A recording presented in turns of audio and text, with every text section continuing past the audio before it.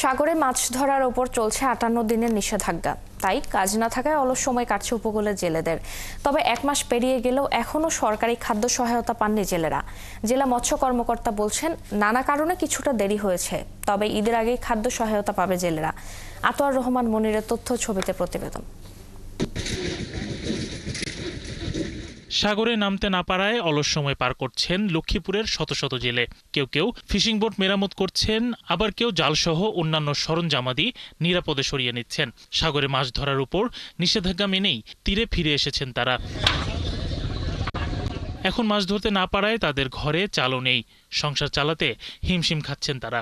প্রতি বছরই নিষেধাজ্ঞার সময় তারা খাদ্য সহায়তা পান, কিন্তু এবছর নিষেধাজ্ঞার ১ মাস ৭ দিন পার হলেও তাদের ঘরে পৌঁছায়নি সরকারি চাল। অভিযান দিচ্ছে, খুব কষ্ট দিন কাটাইতেছি। এখন আমাদের দরকার কিছু বাতা, আমরা পাওয়া দরকার।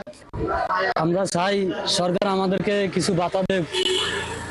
এই ৫৮ দিন আমরা কিভাবে কাটাবো, কি করুম? আমাদের তো চলার কোনো ব্যবস্থা নাই। অধিকাংশ জেলেদের দাবি, জেলে কার্ড থাকা সত্ত্বেও তারা এখনো পায়নি প্রণোদনা।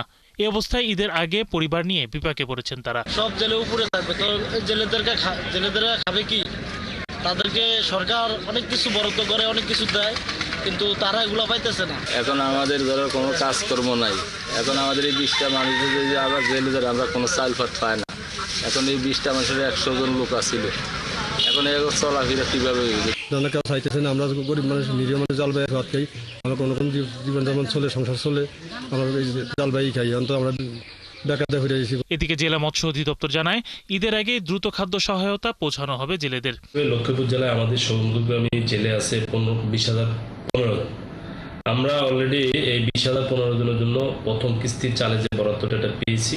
আশা করি এটা ঈদের আগে ডেলিভারি শুরু হবে ইনশাআল্লাহ। জেলা মৎস্য কর্মকর্তার কার্যালয়ের তথ্য মতে জেলেদের জন্য এবার ১,১২০ টন খাদ্য সহায়তা বরাদ্দ হয়েছে।